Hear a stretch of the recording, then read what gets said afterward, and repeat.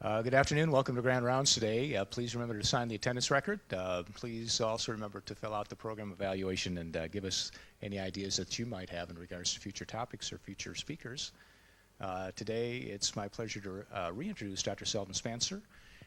As you may recall, Dr. Spencer is a board-certified neurologist, polysomnographer, and neurosonologist. He has been a frequent and excellent presenter here at Grand Rounds, and he has kindly accepted our invitation to come today and update us on dementia assessment and care. And please join me in welcoming Dr. Selden Spencer.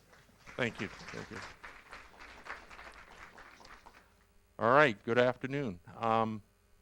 This is a bit of a request that came from the committee, but it was timed perfectly because the essence of this is a CPT code that we are going to implement at this clinic and has been implemented nationally, largely at the behest of the Alzheimer's Association.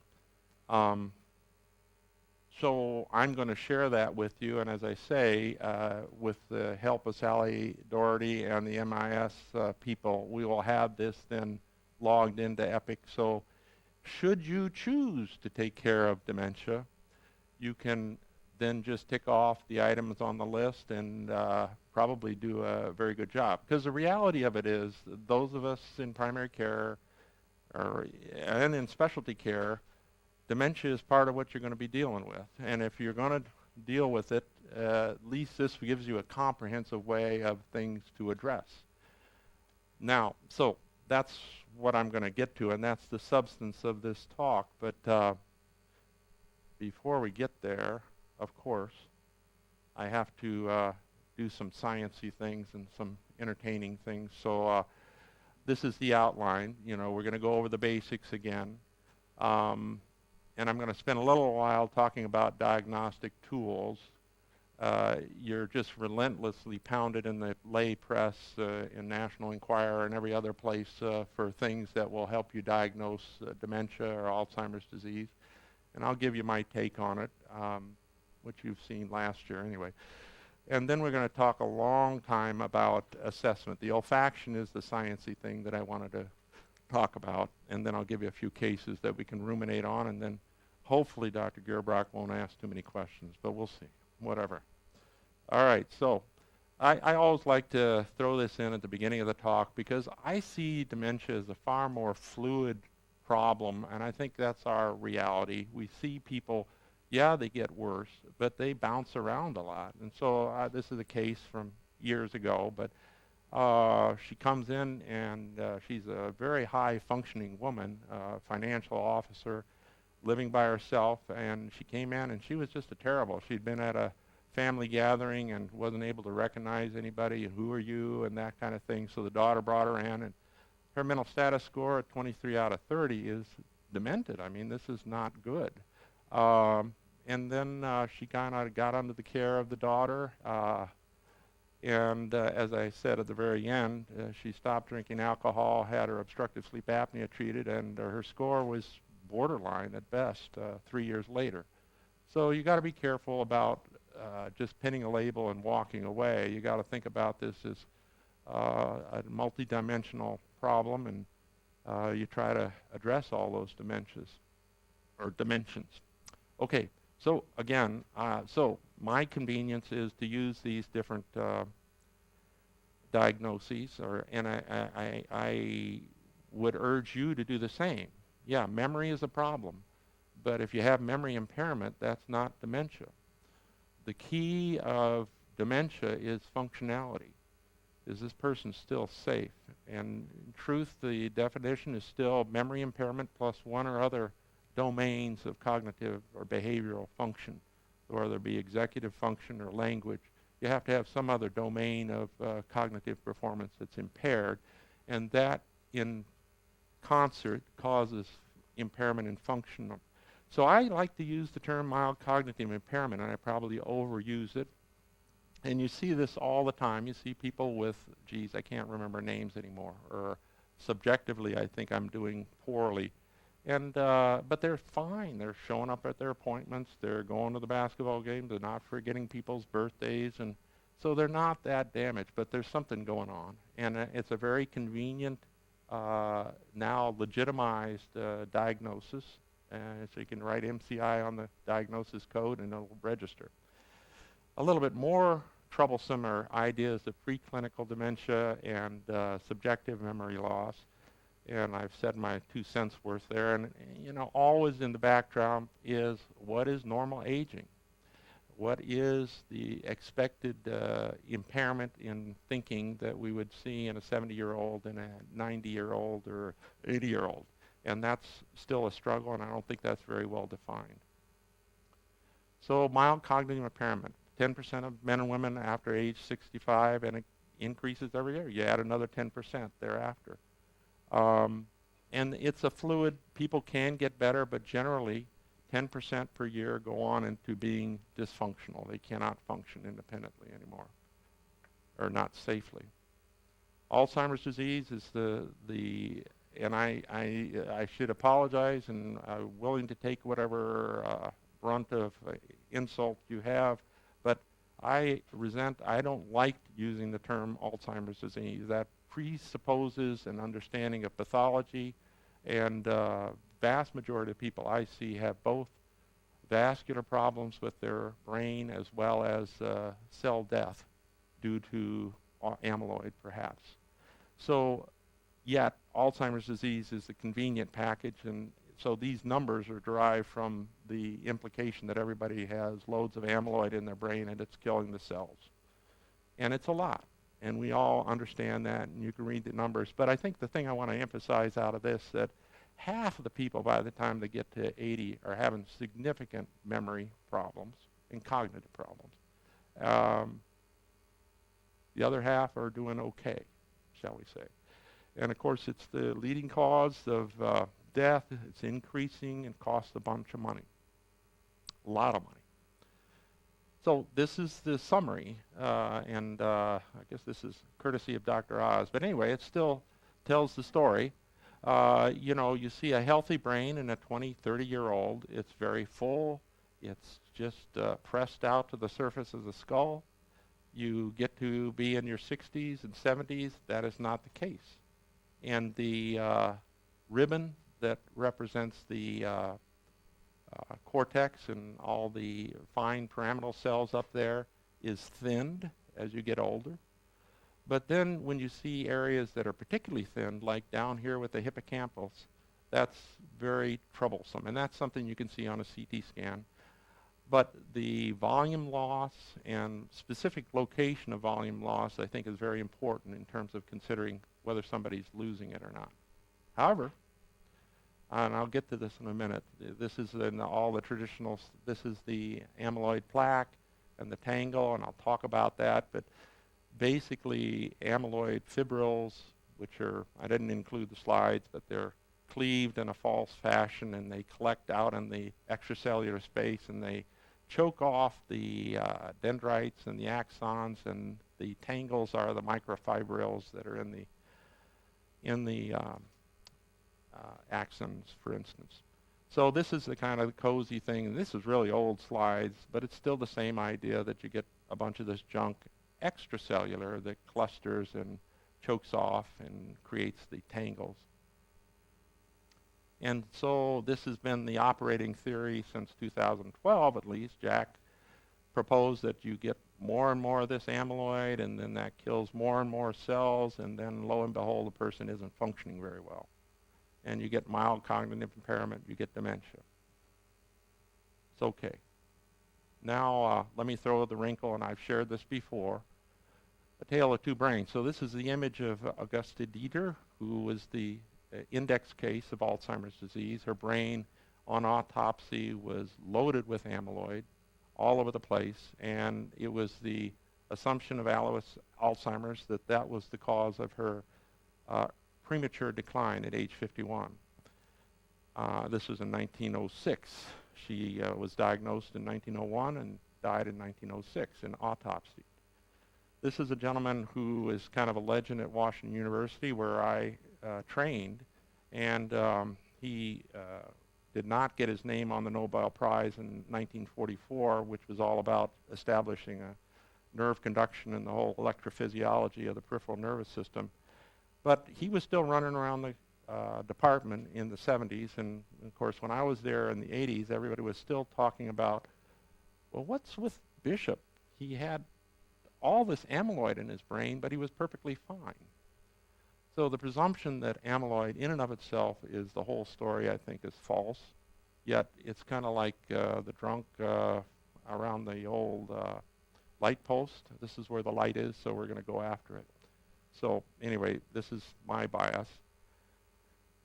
So how do we go about making a diagnosis? And there's all these different things. And I'm going to put Dr. Hallberg to work because I've been paged. Can you see if you can address this for me? You're a good neurologist. Oh, nephrologist. So the idea is that these are different biomarkers. So this is just the 5-10 minutes talking about biomarkers. So you want to do a test and said, yep, this person's demented, right? That's what we'd like. And mental status testing, I've already given you an example. We, in our department, do mental status exams with the MMSE, which has been around forever. It's a little cumbersome, and I think the nurses hate it, but it's still a valid, recognized measurement. And so we do that. And I'll talk in a moment about this new code, which would require a different way of approaching that. And then, of course, imaging is very useful. I've been very impressed. There are other facilities that are using this software called NeuroQuant. I showed you on the imaging the cortical ribbon. So there are ways with imaging you can measure a person's volume, cortical ribbon, hippocampal structure. We're not doing it here because the software costs a lot of money and we don't get reimbursed for it. So that's not going to happen anytime. And of course, similarly for measuring how much amyloid a person has in their brain, how much metabolic behavior they have with a PET scan, those are all very interesting things to look at. And then of course you can measure amyloid and tau in the CSF, and you can measure it in the serum recently. That got a little press down in Washington University, so they can do a serum test to measure your amyloid arrangements and ratios that would be predictive. And then, of course, genotyping. But I want to spend a little time talking about two at the very bottom, gait and smell. Very simple thing, and this has been around for a long time, mainly from Oregon, but also from Columbia, that it is predictive. Your cognitive decline goes pari passu with your gait speed, how fast you walk, 6 meters. Measure that as an average speed, and you will see as people get older, that slows down. And the rate with which that slows down is anything, is predictive of cognitive impairment. So if you want a really simple biomarker with these patients that you're following in your office, Gary and Mike, all the time, do a, have them walk for 6 minutes and see if it's 4 seconds, 5 seconds, how long it takes. And this is taking out all the arthritic issues and orthopedic issues that a person might have. Secondly, perhaps one of the best predictors of dementia has to do with olfactory abilities. So your sense of smell. So I'm going to kind of talk about this for a little bit. Oops, maybe I need to go backwards one. Previous. So I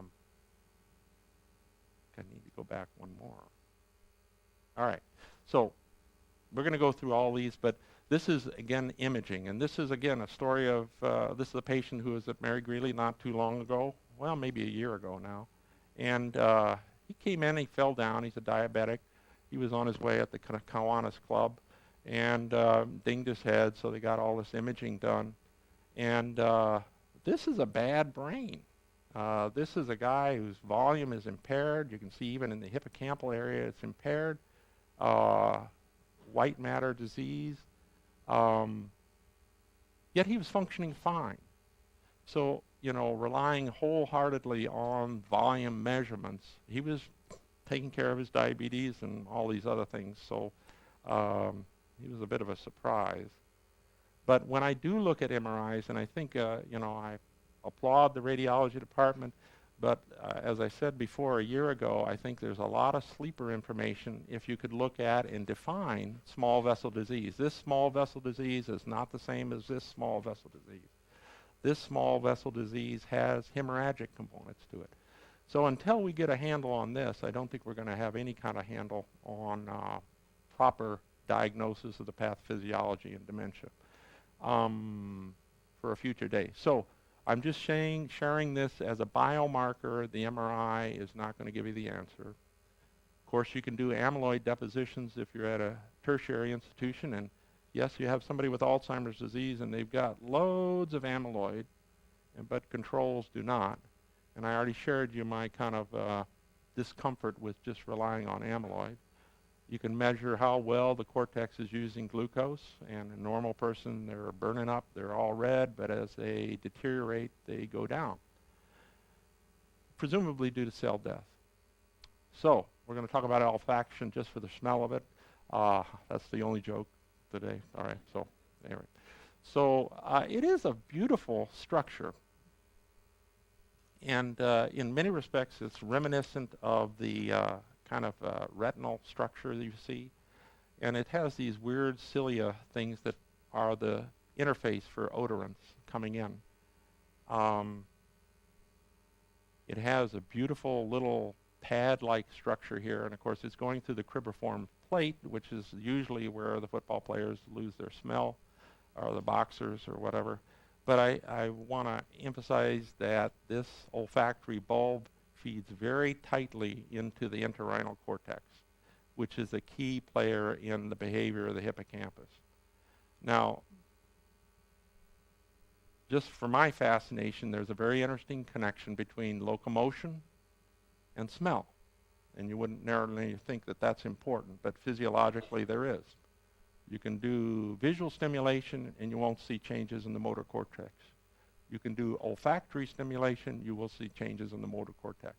So the whole gait and olfaction thing really is very fascinating, but that, I digress, as they say. All right?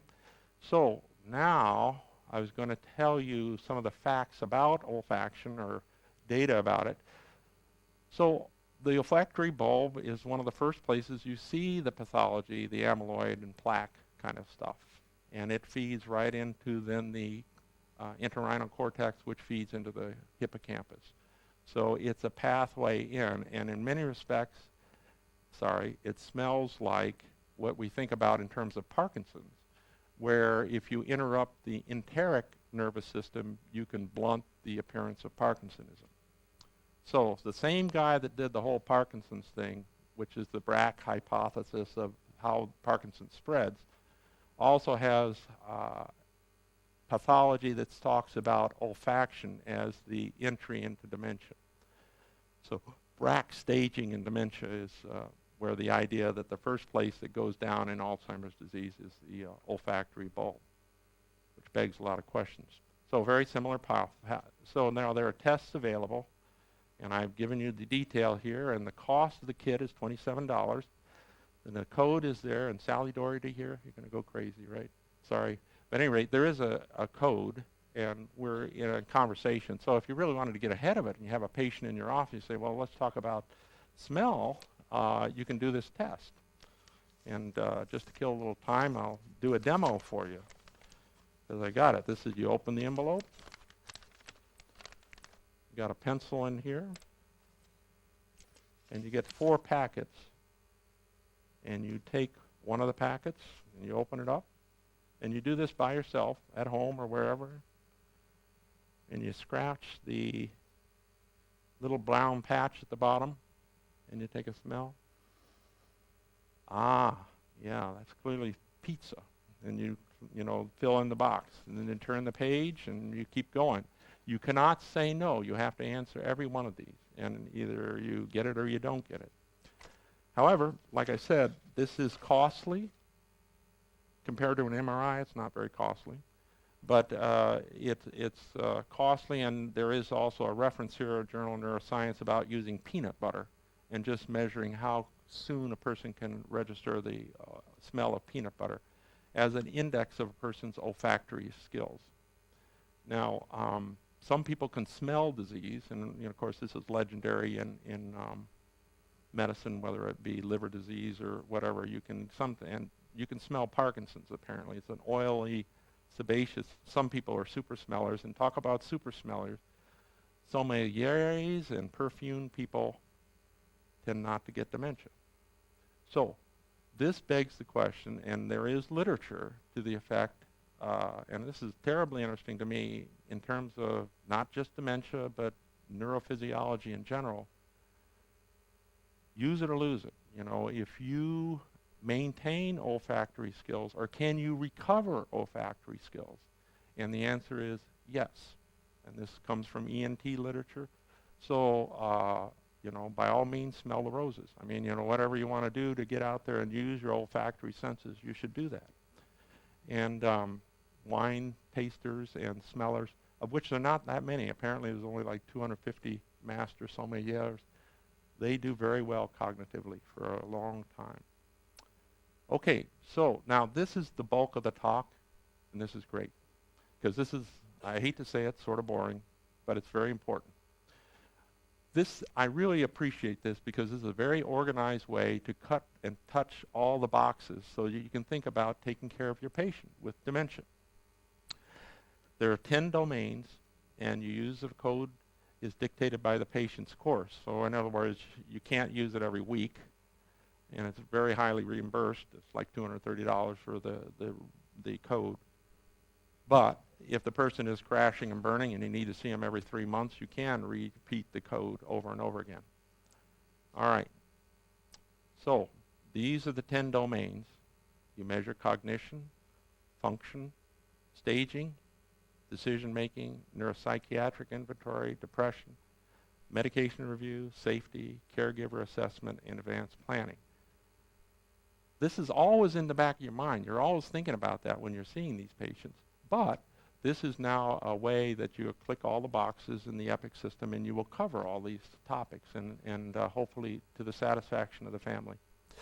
So I'm going to go through each of the domains, hopefully not to beat them to death, but we'll see. So, like I said, we use the MMSE, and this is the recommendation. I should say this whole setup is promoted by the Alzheimer's Disease Association, and they were able to get this implemented by the Center for Medical Services so that it is a code, and I think it's laudable what they've done. It's a very good thing. So this is their recommendation is more the mini-cog, which is just 3-word recognition.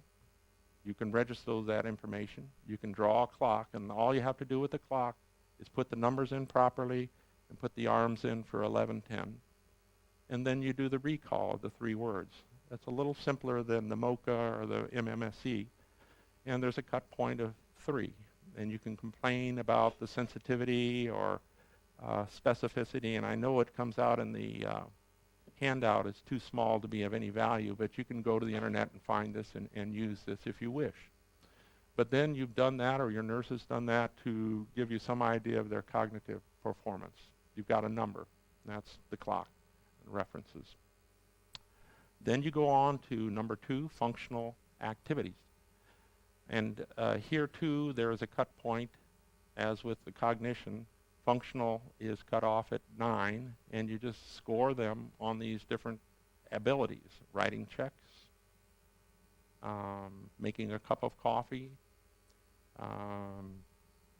remembering appointments, and just honestly try to get this. Now, you're going to depend on the caregiver, and I'm going to get to that in a moment, but these are then giving you some sense of a person's function. Now, remember I said from the get-go, I do not use the term dementia unless I have some sense that there is functional impairment, okay? So then we do staging, and I can't tell you the number of times people come in and say, well, Joe has a stage of 4.5 or something like that. I don't get into that. And this is, I think, you're combining what you have with your mini-cog and the FAQ, and delivering mild, moderate, or severe. All right? Let's not get too complicated on it. So here you go. You can go through the dementia severity rating scale. This is the scale they prefer. And again, you can get it off the internet, or I'm sorry, it's too small on the handout to utilize. But you just score them. Where are they on these ability to recognize family members, ability to make decisions, orientation. Universities use this, and it drives me nuts in a way, because everything is always 0.5. It's kind of questionable. But anyway, this is a more academic way of trying to do it if you prefer. Decision making is very easy. Able to make decisions, not able to make decisions, uncertain. Bing, bing, bing. That's a pretty easy box to tick off pretty quick. Although you're going to depend on the caregiver to give that information. Neuropsychiatric is, again, a ball of wax. This is number 5, but it's very relevant. You know, is there a major psychiatric element involving more than just depression? Depression is number 6, but this is more comprehensive hallucinations, behavioral changes. Depression is already on our EPIC system, and it'll float into this business with the coding. So it's pretty straightforward, just 2 questions. And with a cutoff of 3. And I guess I want to kind of stop, because you're going through all these, you're gathering all this information, and the implication is, well, what are you going to do about it, doctor? And I'm not sure that it's essential. I'm just trying to tell you from my take, it's not essential that you do anything about it, that you at least recognize the problem and start the process of maybe getting towards solutions to the different problems and issues. Medication review is, of course, what we're great at, and so you just have to go through this, right? No, anyway, nice long list, but you know, it's categorized, and everybody in this room that sees patients, you know, you think about the antidepressants, the antihistamines, you think about the psychotic drugs, antispasmodics, and then of course all the narcotics or benzos or barbiturates. You have to kind of just think about it. And again, you have a box, you're going to think about it and maybe do something about it. Can I get you off the cyclobenzaprine or something like that? All right, so this is where you can spend oceans of time, but at least it's something you need to bring up, because these are all the safety assessment ones. Driving, I've spent more hours of my life dealing with families on the driving issue. It's like art imitating life. The patient I had before getting here, I thought I was going to be late. It went on and on about driving, you know, and sometimes it's a piece of cake. But it's pretty easy. I guess my advice is slow walk it. You know, they say, well, hey, you fill out this DOT for me so I can drive. And they say, well, I'll get to it. You know, I'll get to it. And you don't get to it. If you have any sense or inkling that this person is not to be driving, you make the motions to have it. And unfortunately, sometimes it's brutal. And God bless the caregivers who will take the keys away and hide the keys. But it's a problem. It's a huge challenge. Managing medications, it's also important to know who's giving the medicines and how the medicines are administered. Home safety, wandering, asking about these firearms, get them out of the house, falling unsteady, and then loneliness and finances. Finances should have been 7, or a separate subject. Okay, so these are just kind of color photos and kind of bring out some statistics to have some fun with it. So driving is an issue. And, you know, the dog is a little frightened, and I think if the dog is frightened, we're all frightened. And you can cut this one way or another, and statistically it's not horrible, but you do get more fatal crashes and more crashes in general as you get older. And, of course, falling is a very common problem. And, of course, if you're in the office and you're going to tick off this box on this 7th or 8th domain, you're going to say, you know, you got any loose rugs? What is the safety like in the house for them getting around?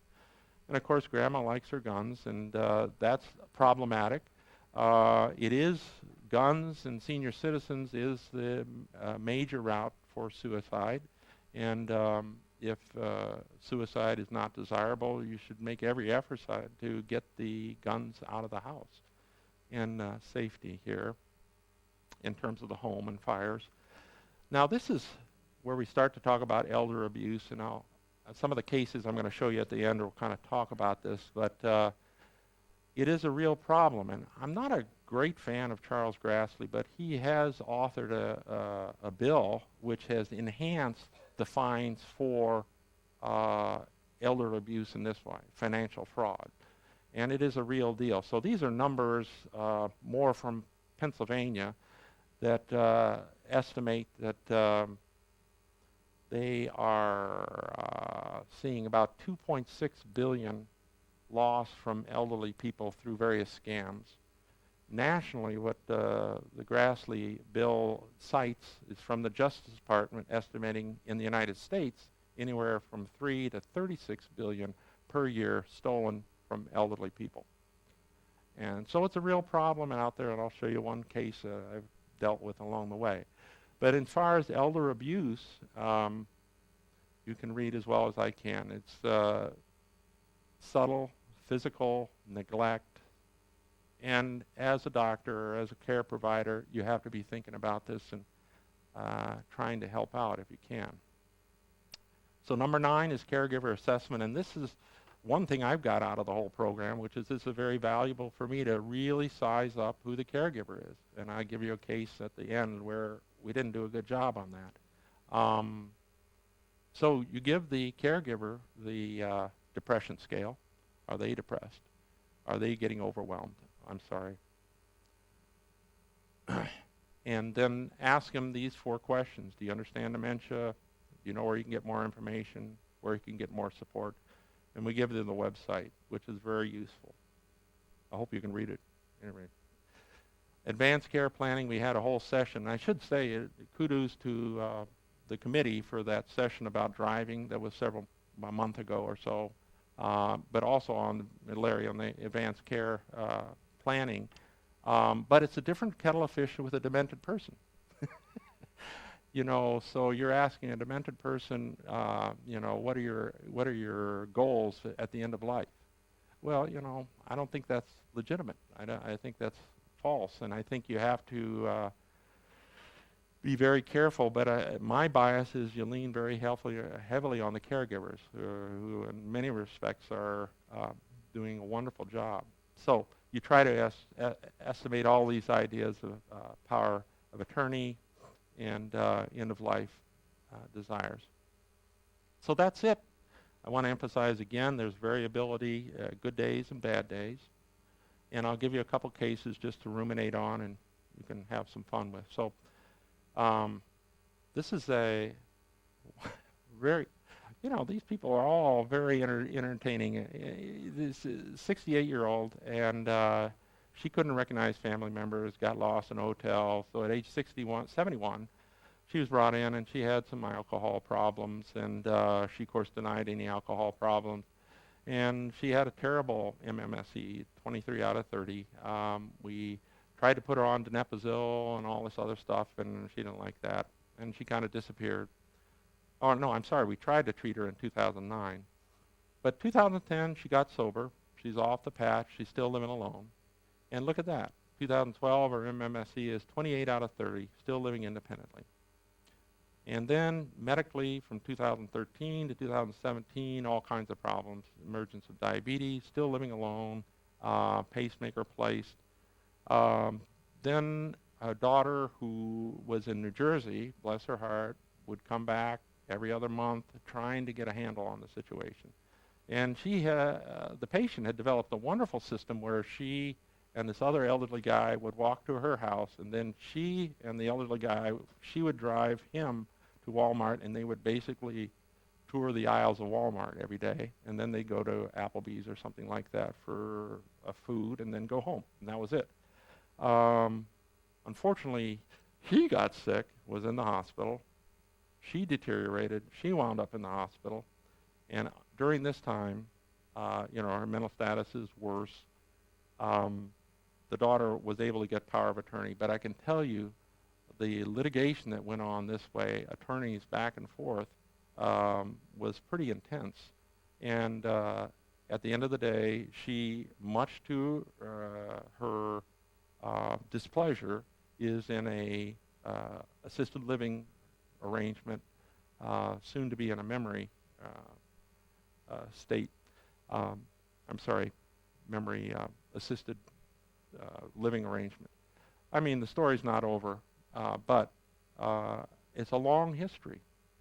And that's when you see somebody and they say, oh, well, I've got dementia, what does that mean?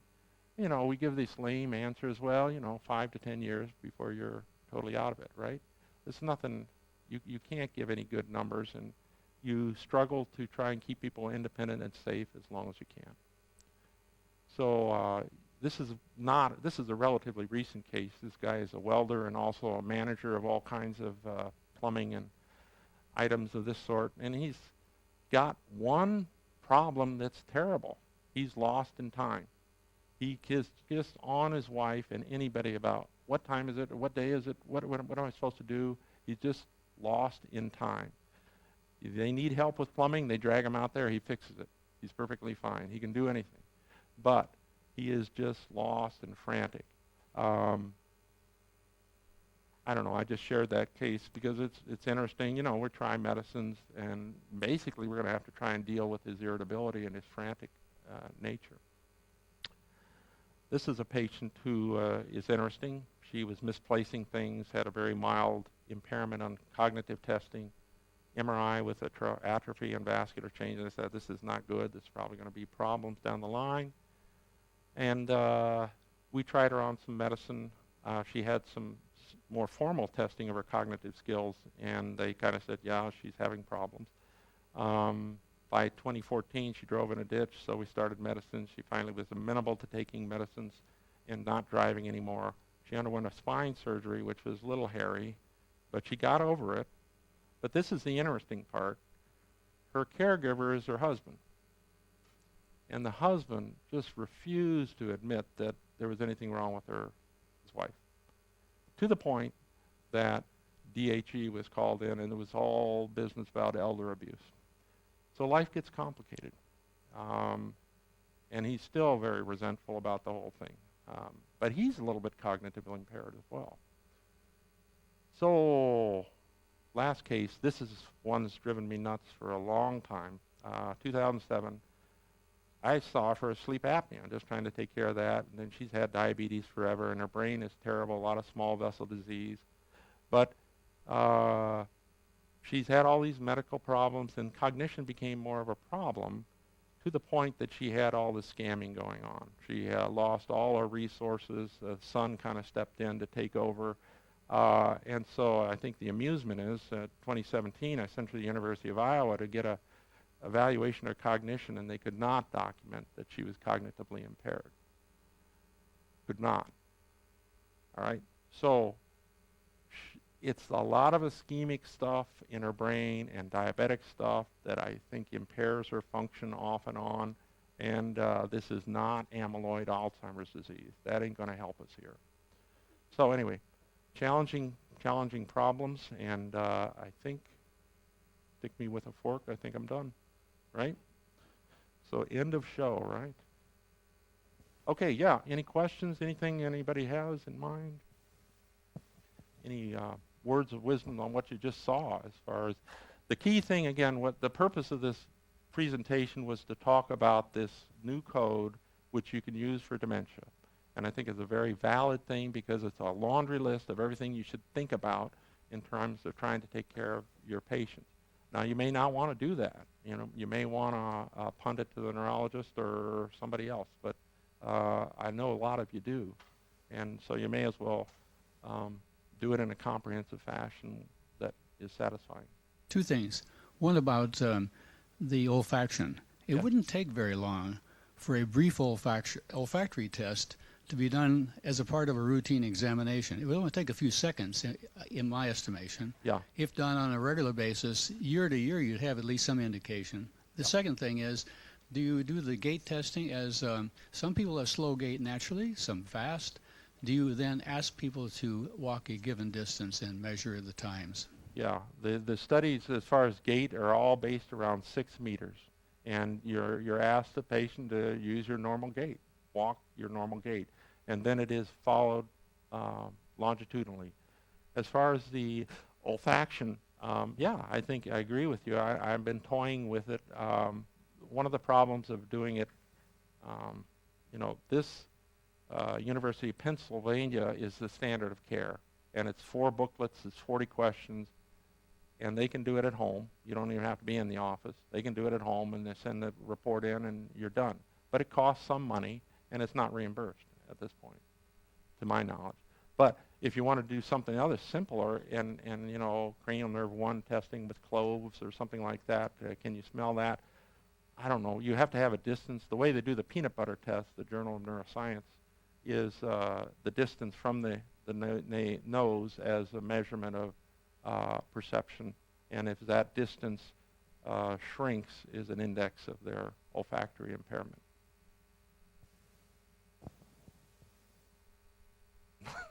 That's kind of a showstopper. So is there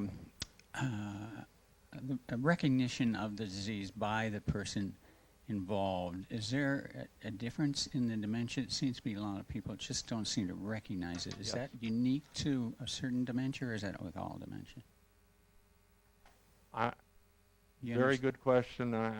I think, and I'd be welcome anybody else's input, but my idea is that it is really, really troubling when they do not recognize that they have a cognitive problem. And I don't think it's unique to, PSP or cortical basal degeneration or Alzheimer's disease or Parkinson's.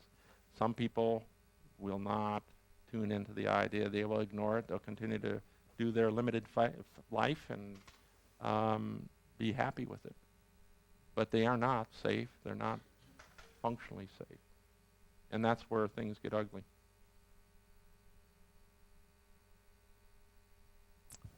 Well, okay. Boy, oh boy, I'm getting a hit from the back row here. Huh?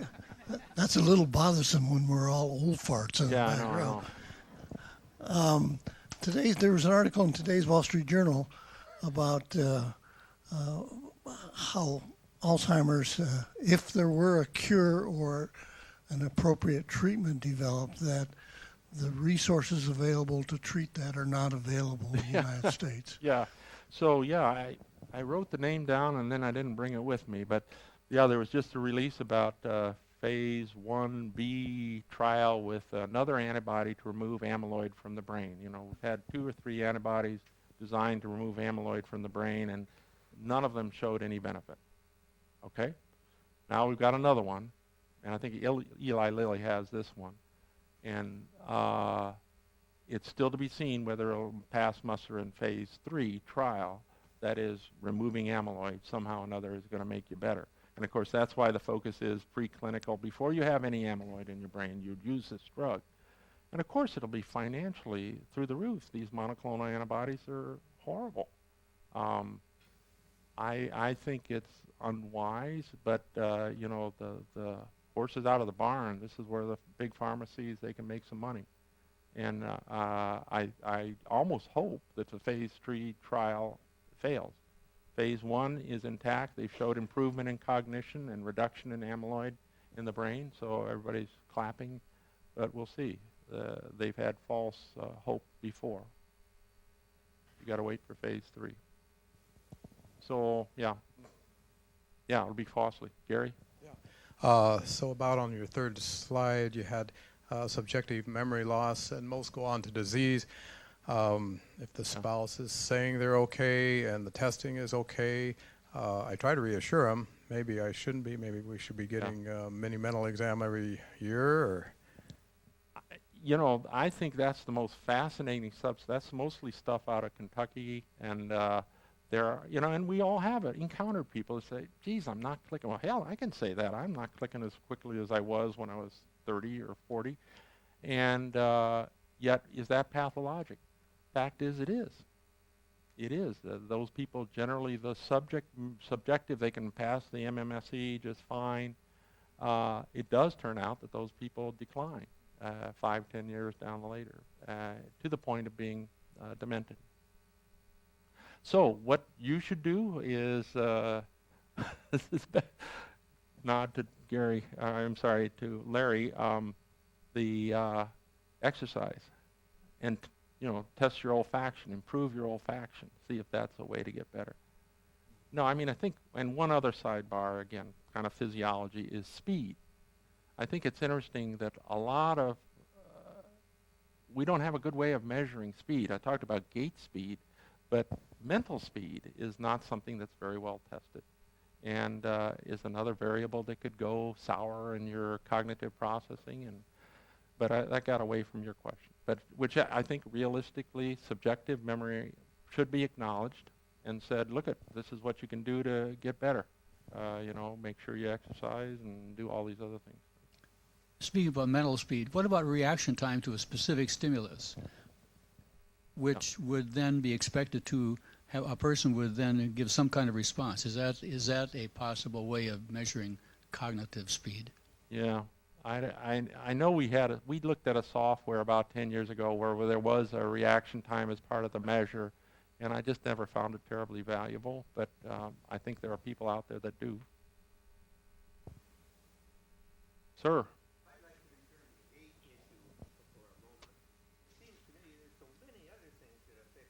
Yeah.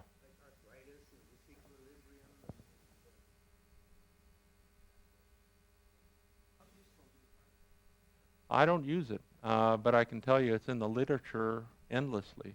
And I was just looking, there was an article this past fall that they followed these people longitudinally for 20 years in terms of their gait, and it was clearly predictive.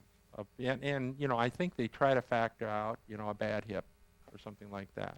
So they're not looking at patients who have suffered clear-cut limb problems of one sort or another. So they try to factor that out. But I think you're right. You'd have to factor that out.